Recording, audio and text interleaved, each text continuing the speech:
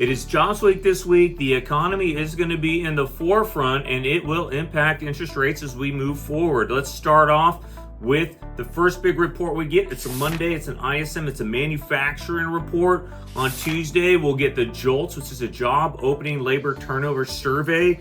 We'll get that report on Tuesday. Then Wednesday is the ADP private sector jobs report. Again, this shows where we're at with private sector jobs for the previous month.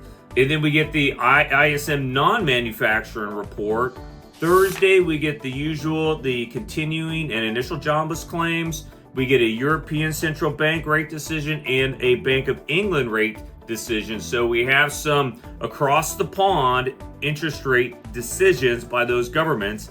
And then Friday's a big day. Friday is the Bureau of Labor Statistics jobs report. Will unemployment go up? The expectation is that unemployment will stay at 4.4%. Anybody's guess what will happen?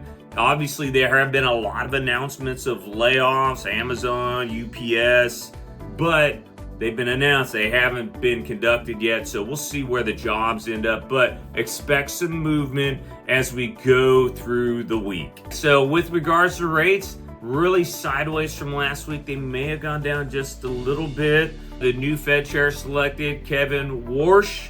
He has not been approved through Congress, through the Senate yet, but expectations are that he will be approved.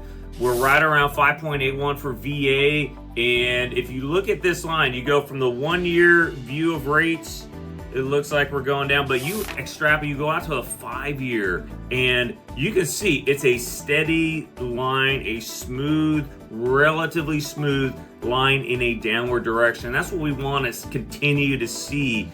Again, there's been a lot of volatility, but we don't want volatility. We want a steady decline in interest rates, and the lower they go, the more affordable housing becomes, and we start to see more homes going onto the market and off of the market. Conventional, as we begin the week, we're between 6.15 and 6.5%.